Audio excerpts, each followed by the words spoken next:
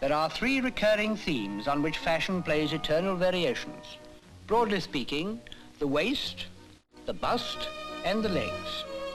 It's these variations which give an age its flavour.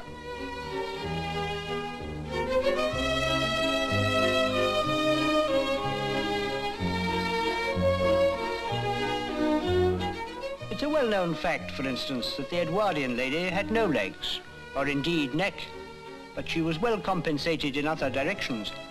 She looked, as someone once said, like the figurehead of no mean ship. And her gracious bearing reflected the age she lived in. But of course, the perfect example of an age reflected in its clothes is provided by the 20s, a period unique in the history of fashion. This was post-war reaction. This was the time to let yourself go, which you did in all directions. Shades of the Sheikh and Rudolph Valentino. To quote the fashion books, the waist and the bust disappeared. Only the fashion books know where they disappeared to on these occasions. I suppose the most striking thing about clothes in the 20s was the shortness of the skirts. Everybody wished to be different, and yet everybody looked the same.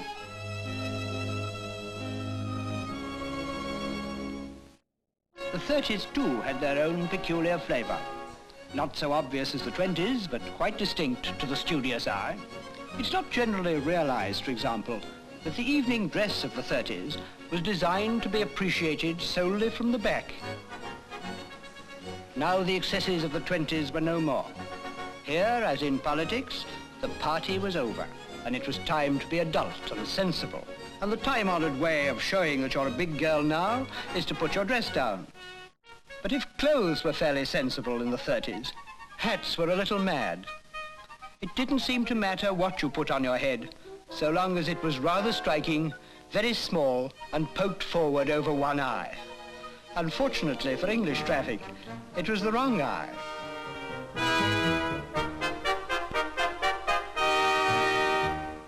An age as distinct as the Edwardian of the 20s, and now quite as far away.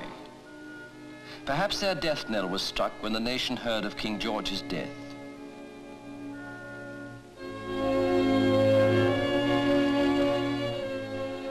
One more monarch had departed, King George V, who such a little time before had with his queen achieved his silver jubilee. The king was dead. Once more we cried, "Long live the king." Behind the somber cortege walked a lonely figure who was soon to make history himself.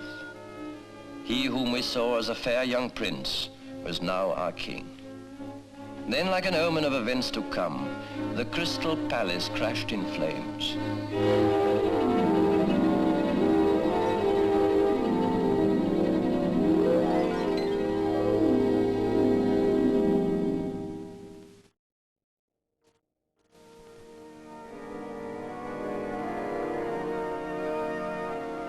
Now George VI replaced his brother, came forward in the line of duty, assumed the grave mantle of responsibility that destiny now placed upon him. His was to be a momentous reign, for all too soon fate was to single out his people to play once more an ancient role.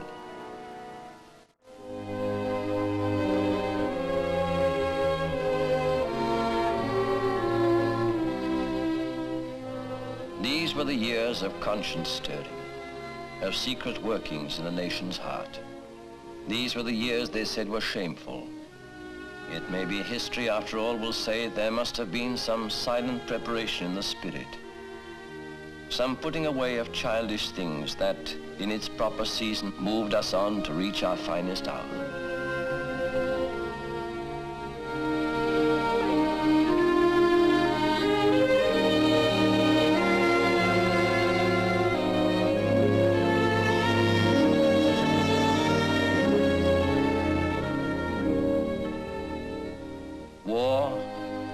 In the world about us. And as we went about our daily round, the air was full of signs and portents.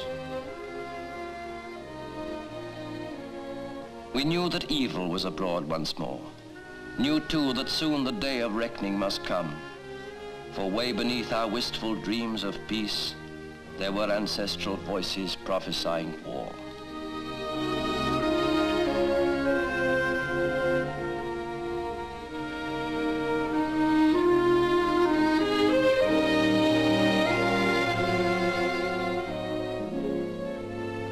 And soon once more it came upon us in the last days of summer, this time not from nowhere, but as the final truth we had long suspected.